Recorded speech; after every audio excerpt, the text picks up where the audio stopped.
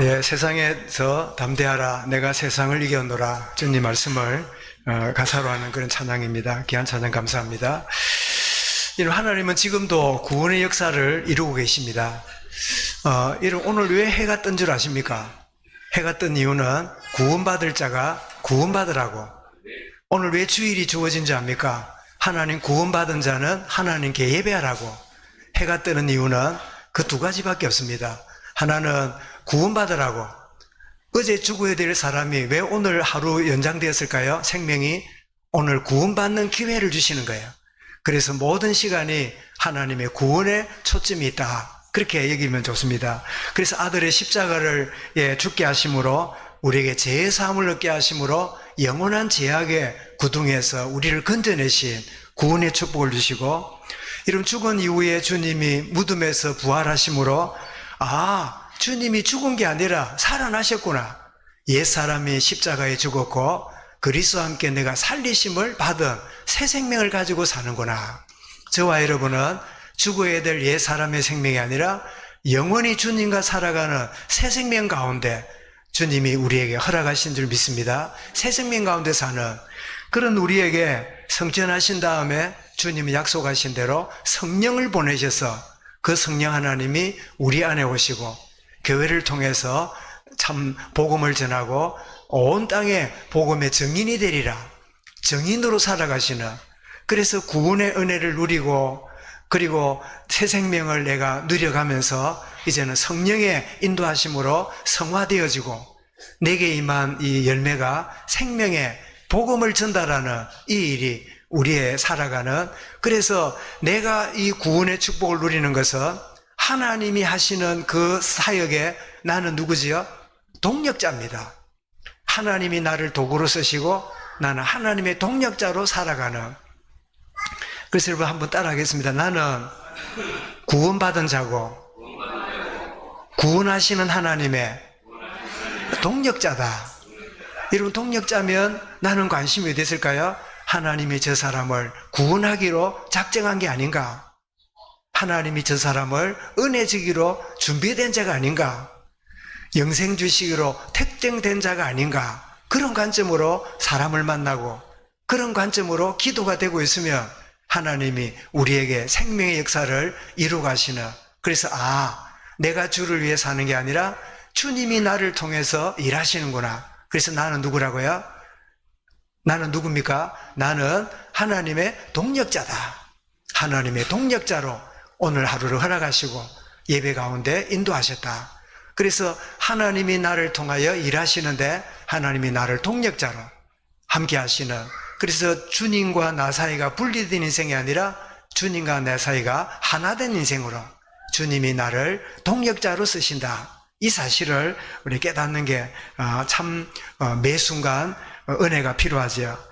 여러분, 오늘 본문은 큰 문제를 해결받은 야곱이 일상 속에서 살아가는 야곱의 모습을 오늘 본문에서 보게 됩니다.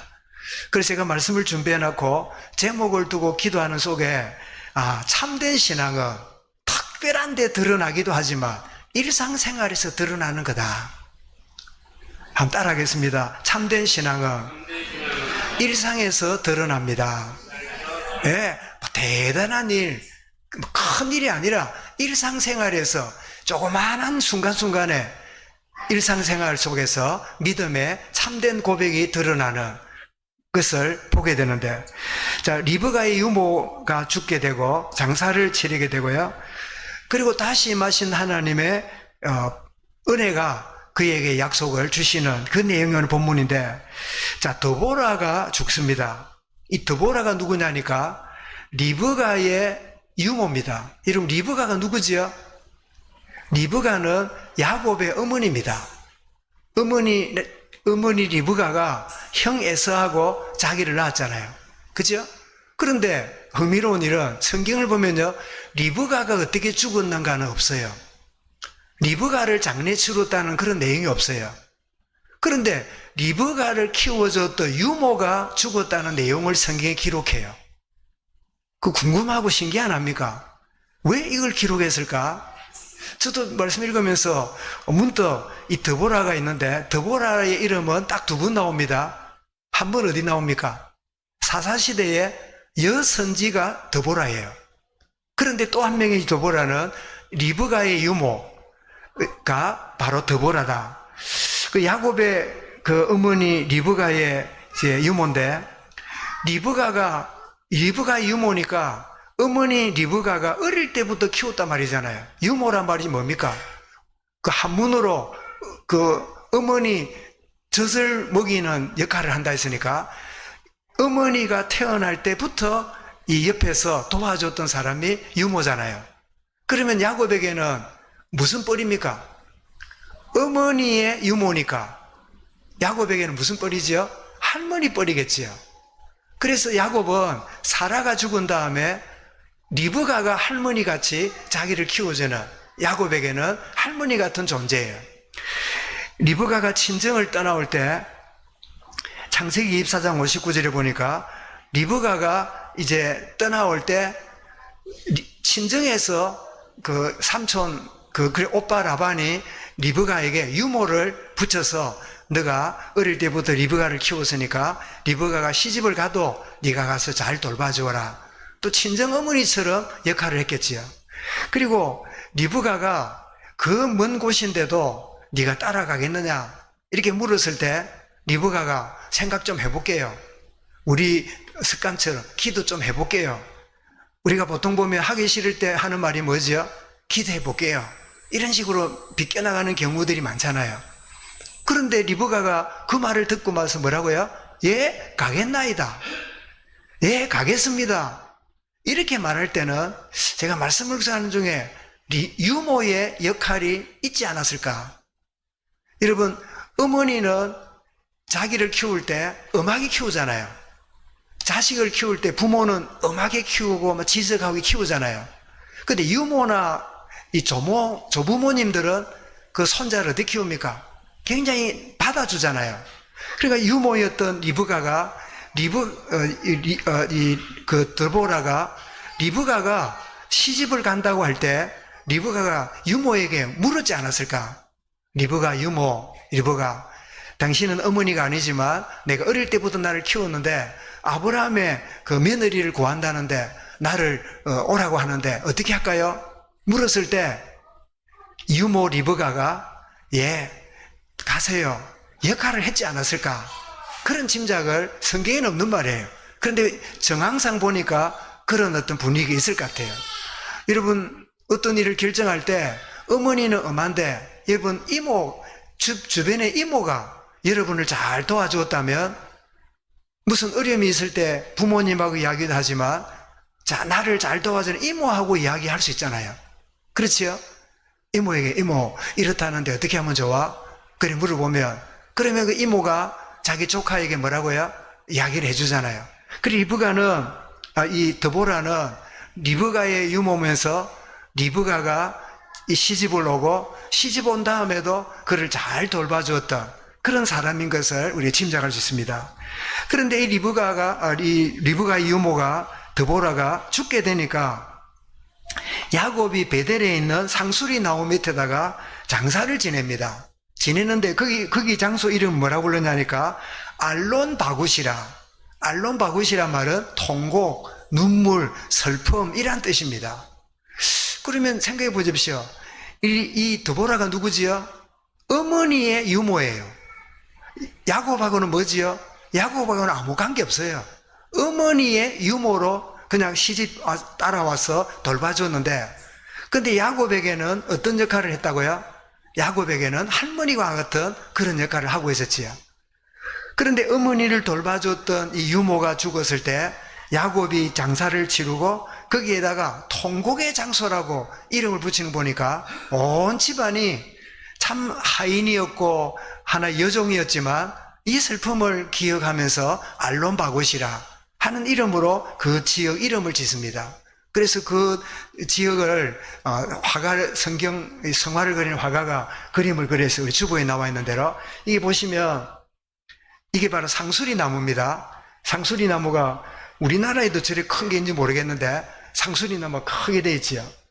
아마 이쪽에 여러분 자세히 안 보입니다만은 복장이 보면 상복입니다. 상복. 다 어두운 옷을 입고, 그리고 제일 바위 같은 옆에 있는 저기가 아마 상조가 된 야곱이 이 드보라를 묶고 그렇게 있는 모습이 아닌가. 그런데 문득 베델에 뭐를 묻었지요? 이방 신상과 이 우상들을 묻었잖아요. 그러면 아마 상수리 나무 저쪽인지 아니면 다른 상수리 나무인지 그거는 잘 모르겠습니다. 자, 이렇게 하면 좀 막연한 그림이잖아요. 그래서 화가가 좀 더 가까이 있는 그림을 그렸어요. 한번 보겠습니다. 여기 보니까 이 하나님께 예배하고 번제드리는 이 야곱이 오른쪽에 있는 이 누워있는 저 여인이 누굴까요? 바로 이 드보라, 어머니의 유모 드보라가 누워있는, 그래서 뭐 장사를 치르기 전에 지금 저게 번제인지 아니면 우리가 왜 장례 예배를 드리잖아요. 장례 예배를 드리는데 지금은 우리 찬송 부르고 설교하고 이렇게 드리는데 옛날에 짐승을 잡아서 제사하고 하나님께 드리던 그 가운데 사람이 죽고 나서 장례를 치룰 때 애도 제물을 드리는 그런 어떤 습관이 있지 않았을까. 그런 짐작으로 화가가 이 장례를 치르는 저 시신을 옆에 두고 이렇게 어떤 장면을 보고 이렇게 장례를 치르는 그런 모습이 아닌가 생각이 되어서 제가 인용을 했습니다. 그래서 아니 리브가 죽음도 기록을 하지 않았는데 리브가의 유모의 이름까지 말하고 죽음을 기록하고 있는 이 모습을 보면서 생을 다하기까지 충성스러운 일꾼의 모습을 이렇게 그려놓은 게 아닌가. 마태복음 25장 21절에 뭐라죠? 착하고 충성된 자가 네가 작은 일에 충성하였으므로 내 주인의 즐거움을 맡기리라. 여러분, 하인이나 종은 이름을 드러내지 않습니다.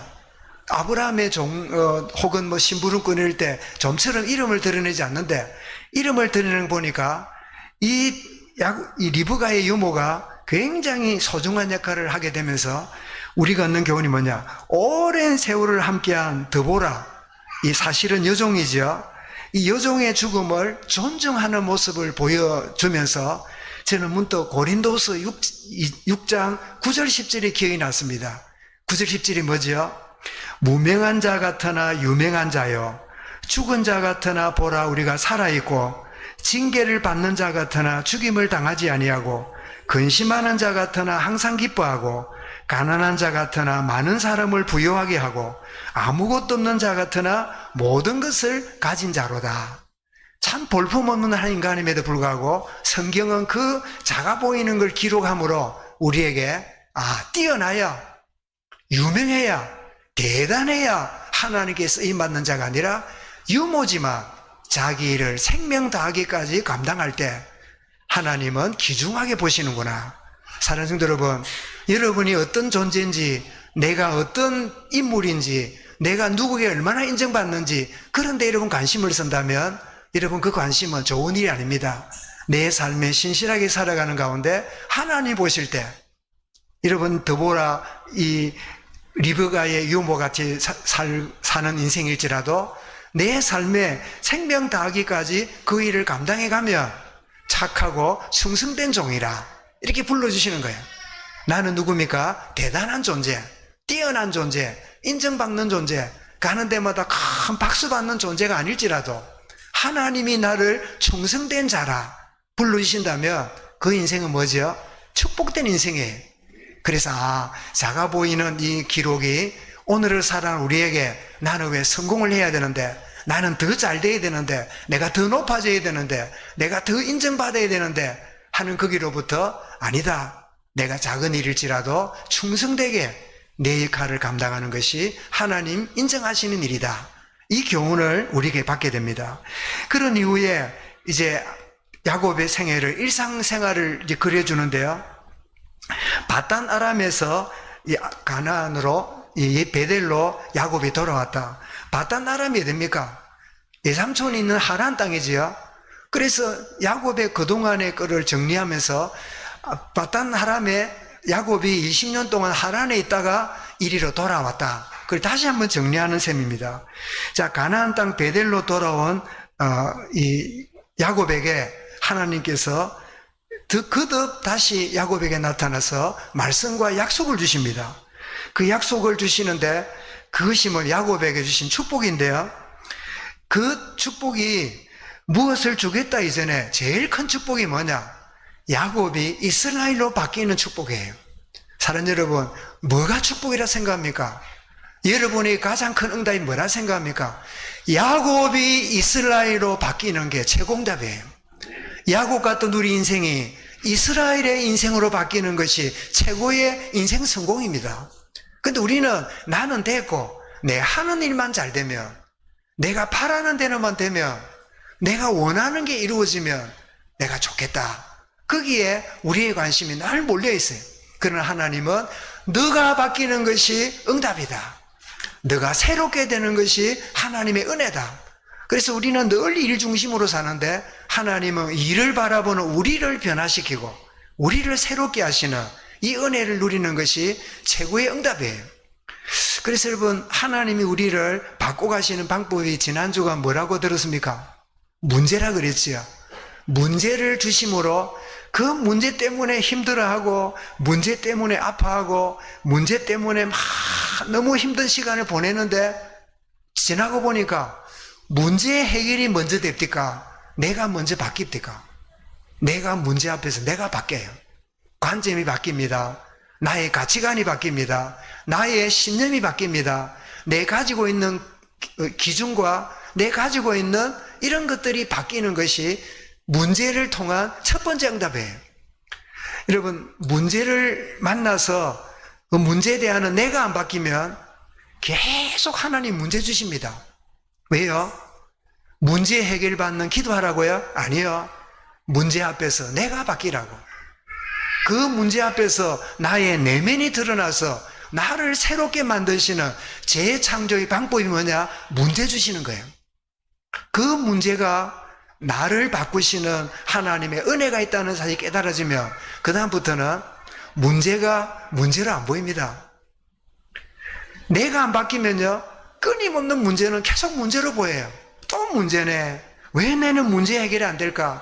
그리스도는 모든 문제 해결이라더니 왜 그리스도가 모든 문제 해결인데 왜 자꾸 문제가 와? 하고 끊임없는 의문에 빠져요. 그런데 여러분, 이 문제를 통하여 내가 야곱이 아니라 이스라엘로 바뀌는 이 하나님의 은혜가 임함을 깨달아지면 그 다음부터는 문제가 와도 그래 문제로 안 보여요. 오히려 뭐를 보일까요? 하나님이 하시는 좋은 기대감을 갖습니다. 하나님이 어떻게 하시려고, 무엇을 하시려고, 내게 주신 은혜를 어떻게 하시려고 이런 상을 주시는가. 그때부터는 문제가 우리 부담이 아니라 문제가 기대가 되는 그런 축복을 누려가지요. 여러분, 이 말씀 몇 마디를 여러분이 진짜 아멘 되면요, 여러분은 하나님과 하나 된 사람이에요. 근데 이 말이 이해가 안 되면요, 여러분 종교생활에 있는 사람이에요. 내 뜻대로 되고 내가 원하는 대로 되고 내가 바라는 대로 돼야 응답이지, 내가 바뀌는 게 무슨 응답이야? 내가 뭘 바뀐단 말인데 내 주변이 문제지, 내 주변에 있는 것들이 문제지. 나는 문제 없어. 저것만 바뀌면 돼. 저 친구만 바뀌면 돼. 나는 정상이야 라고 생각하니까 끊임없는 뭐가 따라옵니까? 끊임없는 문제가 다가오는 거예요. 그죠? 문제 아닌 것도 자꾸 문제가 문제로 보여요. 왜요? 내가 안 바뀌니까. 내가 안 바뀌니까 문제 아닌 것도 문제로 보이고, 진짜 문제는 문제로 안 보이는 그런 자리에 들어가지요. 그래서 문제를 통해서 야곱을, 너를 이제는 너 이름이 태어날 때 야곱이지만 야곱이라 하지 않고 너를 이스라엘이라 하리라. 이쯤 되면 야곱이 뜻이 뭐며 이스라엘 뜻이 뭔가 정리가 되어 있지요. 야곱은 뭐라고요? 발꿈치를 잡은 자, 속이는 자, 인본주의 인생, 이런 단어가 야곱입니다. 이스라엘은 뭐지요? 이스라엘은 문자 뜻은 하나님과 겨루어 이겼다 이 뜻인데 영적인 의미는 뭐지요? 응답으로 사는 자, 내 의지가 아니라 하나님의 은혜로 사는 자, 그 뜻이 이스라엘이에요. 너는 이제 야곱으로 살지 아니하고 이스라엘로 살아가게 될 것이다. 하나님이 임하셔서 그 이야기를 먼저 주시는 게 최고의 축복이에요. 오늘 여러분 내에 있는 문제와 상황과 환경 바뀌기 전에 나를 바꾸시려는 하나님의 참된 응답이 저와 여러분에게 진정으로 체험되는 복된 시간이 되기를 바랍니다. 이런 야곱에게 하나님이 이어서 놀라운 복을 약속하는데 뭐라고 약속합니까? 너는 생육하고 번성하게 될 것이다. 여러분, 이스라엘 12자녀가 뭐가 됩니까? 이스라엘 12지파의 조상이 되잖아요. 그런데 야곱만 해도, 야곱 당대만 해도 엄청난 복을 받았습니다. 자, 할아버지가 누굽니까? 할아버지가 아브라함이잖아요. 아브라함은 자녀를 몇 낳았습니까? 한 명 낳았지요. 이삭. 자, 이삭이 결혼해가지고 누구를 얻습니까? 낳는데 쌍둥이 2명을 낳습니다. 이삭은 2명을 낳아요. 에서와 야곱을 놓지요. 자, 야곱이 결혼해가지고 자녀를 몇지 낳지요? 12명을 낳습니다. 이 12명이 뭡니까? 12지파의 조상이 돼요. 그래, 출애굽기나 신명기를 보면 지파별로 레위 지파는 이렇게 해서 몇만 명, 또 이 르우벤 지파는 이렇게 해서 몇만 명, 이래가지고 애굽에서 나오는 장정만 해도 몇 명이죠? 60 몇만 명이 돼요. 그러면 남자만 60 몇만 명이니까 그 부인하고 아이들까지 합치면요, 기본이 출애굽하는 그 인원수가 200만이 넘어요. 그러니까 이 하나님이 아브라함, 이삭, 야곱, 그러니까 아브라함보다 이삭은 몇 배의 복을 받았지요? 2배로 받았지요. 이삭보다 야곱은 몇 배의 복을 받았지요? 6배의 복을 받았지요. 12지파는요, 어마어마하게 번성한 복을 그 후손들에게 주시는 약속을 주셨는데 그 약속이 어찌 됐지요? 약속이 그대로 이루어졌어요. 놀랍게 이루어졌습니다. 그리고 너 허리에서 왕들이 나올 것이다. 왕들이 나올 것이라 허리에서 나오는데 누구 자손에서요? 유다의 자손에서 다윗이 나오고 다윗으로 말미암아 왕들이 일어나는 이런 놀라운 일들이 약속되어지게 되고, 그리고 이 가나안 땅을 너희에게 주리라.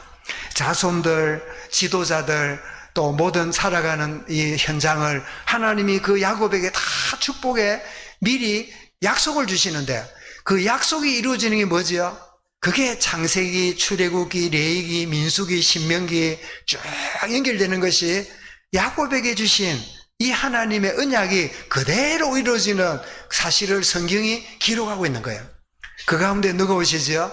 아브라함과 다윗의 자손 예수 그리스도가 오셔서 온 인류를 구원하는 이 놀라운 축복을 누리게 되고, 그래서 우리는 우리의 믿음의 조상을 누구라 그래요? 아브라함 혹은 이삭, 야곱을 믿음의 조상이라고 부르지요. 그래서 우리는 예수 믿고 구원받은 자들은 하나님의 언약의 이 대열에 들어온, 내가 누굽니까? 하나님이 야곱에게 주신 그 약속의 응답이 누굽니까? 납니다. 그렇다면 이 축복이 나로 끝나지 않고 어떻게 해요? 계속 확산이 되겠지요. 남은 생애 동안 하나님의 이 생명 역사의 언약이 계속되어질 것을 믿고 그 삶을 살아가는 매 순간순간 걸음이 될 수 있길 바랍니다. 이 축복을 그에게. 그래서 여러분 가만히 보면 하나님이 야곱에게 준 축복이요, 하나님의 은혜와 복은 상대적이거나 혹은 조건이 없습니다. 절대적이고 일방적입니다. 하나님이 주시는 은혜는 하나님이 이렇게 하면, 너희가 이렇게 하면 내가 저들게 하리라. 이사야 선지서를 읽어보면 그런 조건적인 표현이 많아요.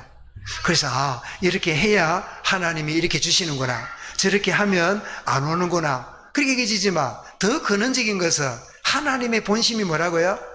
하나님의 본심은 재앙을 주는 게 아니라 생명과 평안을 주는 것이니라.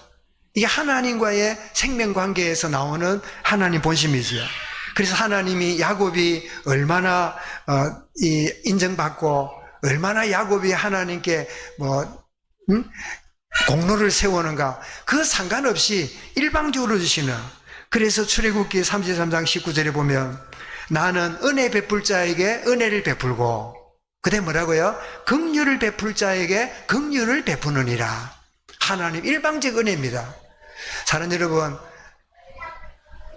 저를 구원하신 하나님의 은혜는 저의 모습을 쳐다보고 구원하지 않았습니다. 하나님 일방적 은혜로 저를 구원하셨어요. 자살까지 생각하고 미래가 없는 그런 참 어리석은 인생 살았던 저의 인생을 일방적으로 찾아와서 나를 구원하시는 은혜 속에 나를 불러주셨어요. 여러분은 구원받을 조건이 있었나요? 여러분은 은혜 받을 만한 그런 어떤 것이 있었나요? 저를 그렇게 은혜로 부르신 것처럼 여러분들도 아무 조건 없이 하나님 무조건적인 은혜로 우리를 사랑하사 독생자를 주여서 구원하시는 축복에 들어온 줄 저는 믿습니다. 모두가 하나님의 은혜요 긍휼하심으로 들어온, 이렇게 하나님이 응답을 약속하시니까 야곱이 드디어 일방적으로 주시는 그 은혜, 그 은혜를 받은 야곱이 이렇게 반응합니다. 응답을 합니다. 어떻게 하죠? 자, 그곳에다가 돌기둥을 세웁니다. 꼭 30몇 년 전에 세웠던, 도망갈 때 형을 피해가 도망가던 그때 돌기둥을 세우고 기름을 부었잖아요. 그런 것처럼 다시 돌기둥을 세우고 기름을 붓는데, 그런데 지금은 달라졌어요. 그때는 단순히 기름만 부었는데 이 돌기둥을 세우고 기름을 부으면서 뭐하냐? 전제물에 기름을 붓습니다. 번제나 화목제와 함께 드려지는 제사가 전제물인데, 짐승이나 제물을 바쳐놓고 그리고 그 위에다가 포도주나 기름을 부어서 완전히 이 제물이 잘 태워지도록 하는 그런 역할인데, 완전한 헌신을 의미하는 이게 전제물입니다. 그래서 짐승을 잡고 하나님께 전제물을 드리면서 야곱은 이런 결단을 합니다. 하나님, 이 제물이 완전히 피를 흘리고 완전히 태워지는 것처럼 하나님이여 나의 인생도 하나님께 드려진 인생으로 인도하여 주옵시며 내 인생을 전제물처럼 나를 받으시옵소서. 주여, 내가 이기겠습니다. 주님이 나를 사용하여 주옵소서. 이 표현이 디모데후서 4장 6절에 바울의 고백에서도 이렇게 표현이 됩니다. 전제와 같이 내가 벌써 부어지고 나의 떠날 시간이 되었도다, 가까웠도다. 이렇게 하므로 전제물은 전 생애를 드리는 완전한 헌신을 의미하는 그런 의미의 전제물을 드리는 이 제사를 야곱이 드리는데, 주님, 이제 남은 인생 주의 영광과 그 나라에 위하여 전제물처럼 주님께 부어져서 완전히 내가 하나님께 쓰임받는 인생으로 살겠습니다. 여러분, 전제물이 부어지고 포도주가 부어지면 굳어있는 게 아니라 흘러내리겠지요. 다 부어지는. 그래서 이 전제물은 완전한 헌신과 동시에 기쁨과 감사의 표현입니다. 일방적인 하나님의 은혜에 너무 기쁘고 하나님께 그 기쁨을 표현하는 부분이 감사의 제물을 드리는, 이것이 야곱의 응답하는 모습이지요. 산성들 여러분, 저와 여러분 예배가 어떤 환경과 상관없이 전제물을 드린 것처럼 참된 구원의 기쁨에 대한 감사의 마음이 예배하는 중심이 되어지기를 축원합니다. 의례적이고 상투적인 예배가 아니라 늘 전제물처럼 내 자신이 드려지는 그런 예배. 주여, 내가 이겠나이다. 나를 사용하여 주옵소서. 주님이 기뻐하시는 제물로 나를 온전히 드립니다. 그래서 그곳 이름을 이 야곱이 뭐라고 부릅니까? 다시 한번 베델이라고 부릅니다. 베델 뜻이 뭐라고요? 베et은 집이란 뜻이고 엘은 하나님이란 뜻입니다. 그러니까 뭐지요? 하나님의 집이에요. 여러분, 오늘 우리 열린 우리 교회당 안에 들어와 예배 드리는데, 눈으로 보기에는 뭐 세멘토로 만들어져 있고 나무로 앉아 있는 자리에 있지만, 이 자리가 뭐예요? 예배하는 베델이에요. 하나님께 예배하는 자리예요. 그런데 구약에는 예배 장소가 따로 있고 예배 드리는 처소가 따로 있었지만, 주님이 사마리아 여인에게 이런 말씀을 하십니다. 우리가 예루살렘 올라가야 예배할 수 있는데 사마리아인들은 예루살렘 올라가지 못하니까 예배를 어떻게 해야 됩니까? 하면서 예루살렘에만 예배 드리는 것처럼 물었을 때 주님 뭐라고 하죠? 하나님은 어디에서나 예배할 자를 찾으신다. 그렇게 말하므로 일상 속에서 우리의 신앙이 드러나기를 하나님 원하시는 거예요. 여기 모여서 예배하는 시간뿐 아니라 여기서 얻은 참된 신앙이 내 삶의 현장에서 일어나는. 그래서 오늘 여러분, 이런저런 일들이 오늘 우리 한국 안에 일어나고 막 교회 안팎에 일어나고 벌어지는데요. 그동안 우리 교회는 진짜 회개할 게 있어요. 회개할 게 뭘까요? 교회가 교회답지 못했어요. 교회가 소금 역할을 못했어요. 참된 신앙이 일상에서 드러나지 못했어요. 그러니까 소금이 땅에 뿌려서 밟히는 꼴이 벌어지는 거예요. 누가 우리를 공격하고 비난하는 그 이전에 교회가 교회 역할을 못했기 때문에 참된 신앙이 저들이 볼 때에 참된 그리스도인들이 3.1운동 때 교회가 일어나서 참 나라를 구하는 그런 일이 아니라 오늘 모든 비리와 모든 문제가 교회 속에 드러나 있는 이런 문제가 있기 때문에 교회가 공격을 당하고 있는 일은 교회가 회개해야 돼요. 저들을 향하여 비난하기 전에 교회가 먼저 회개해야 돼요. 교회가 교회답지 못하니까 길에 버려서 밟히는 일이 벌어지는 거예요. 그래서 진짜 교회가 일어나서 주님을 바라보게 되고, 진짜 교회가 교회 역할을 감당하는 이런 참된 신앙은 일상에서 드러나야 돼요. 모든 사기와 비리와 모든 것에 그리스도인들이 다 있고, 여러분 장관들 청문회하고 무슨 원장 청문회 할 때 그 나온 사람 대부분 누굽니까? 교회 권사, 장로, 집사예요. 안수 집사예요. 그래 잘못된 땅을 부당하게 처리했다, 또 위조했다, 이런 데 보면 거의 이런 민주당에도요 3분의 1이 그리스도인들이에요. 교회 다녀요. 교회 다니는데 여러분 지난번 청문회 할 때 보셨지요? 어떤 분이 나와가지고 안창호입니까? 그분을 인권위원장 올릴 때 이쪽에 청문회 할 때 그러지요. 위원장님, 당신이 하나님이 천지를 창조했다고 주장한다면서요. 그러니까 저는 그렇게 믿고 있습니다. 그러니까 비난하세요. 나도 전도사고 나도 신학 공부했는데 그게 지금 말이 됩니까? 그러면서 여러분 청문회 묻는 질문을 보셨지요? 여기도 예수 믿는 사람이고 묻는 사람은 예수 믿는 사람인데 이 사람은 진화론을 믿고 이 사람은 창조론을 믿어요. 오늘 여러분 일상 속에서 신앙이 사라졌어요. 교회 안에서만 떠들고 앉았지 나가면 참된 신앙이 없어요. 주님은 구약시대는 예배와 삶이 따로였지만 신약시대는요 참된 신앙이 일상 속에 드러나는 거예요. 일상 속에 드러나는 이것을 오늘 세상에서는요 전도지 돌리는 이전에 보기 원해요. 언젠가 말씀드렸죠. 아들 하나를 키우는데 그 아들이 초등학교 6학년 때 길목에서 나오다가요 그 트럭에 야채 파는 트럭에 부딪혀가지고 거기로 죽었어요. 이 부부는 이 집사 내외인데요. 그래서 연락을 받고 병원에 가보니까 아이가 영안실에 누워있어요.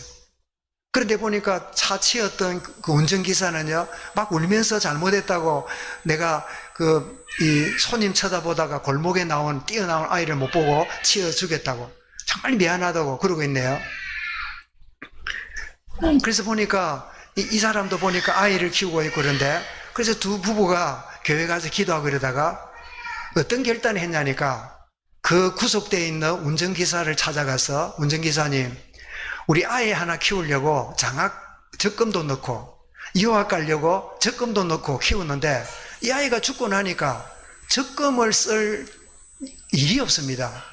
그런데 당신이 보니까 일을 못하고 당신도 자녀가 있고 그러는데 우리가 아이를 키우려고 했던 적금을 가지고 당신 자녀를 키우는데 돕고 싶습니다. 당신은 실수한 거지 의도적으로 죽인 게 아닙니다. 라고 여러분 하면서 용서했어요. 불신자였던 트럭 기사가요 주님께로 나왔어요.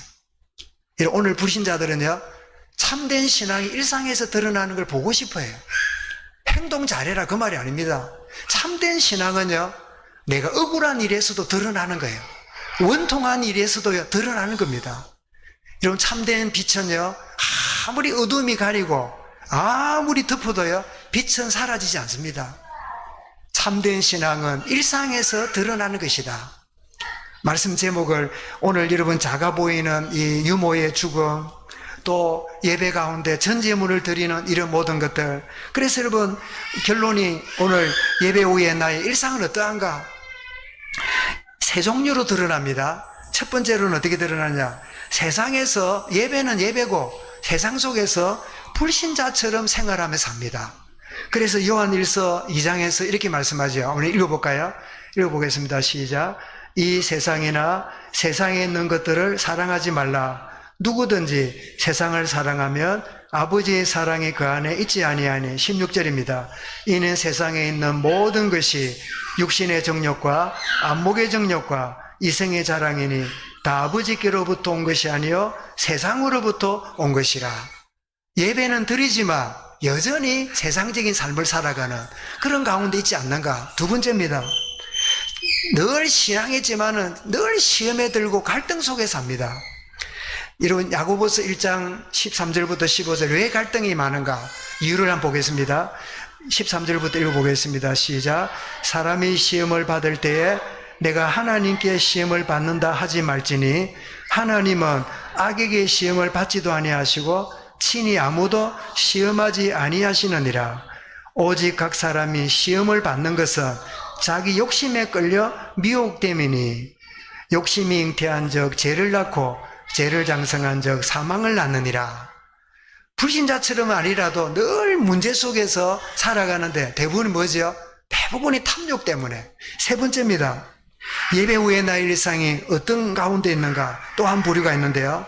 세상에 살지만은 세상에 속한 자가 아닌 주님과 동행하는 일상 속에서 참된 신앙이 드러나는 그런 복을 누리는 부류인데요.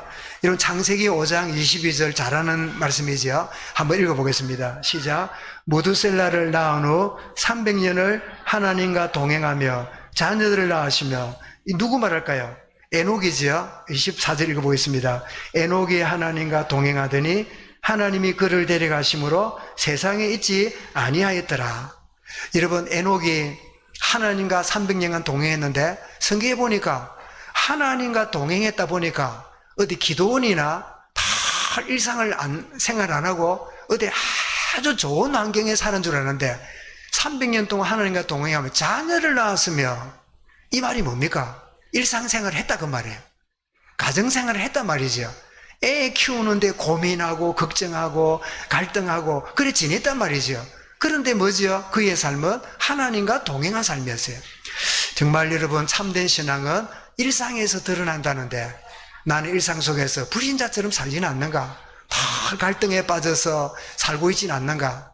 정말 세상에 살지만 세상에 속한 자가 아닌 주님과 동행하고 그 내 신앙이 내 삶에서 드러나는 이 일에 주여 오늘도 임마누엘의 축복이 나를 통하여 드러나는 일상이 되기 원합니다. 그런 나의 직장과 내 사업터와 대인관계와 모든 걸음에서 주님이 주되심이 드러나는 일상이 되는 은혜를 누리는 이 한 주가 되도록 인도하여 주옵소서.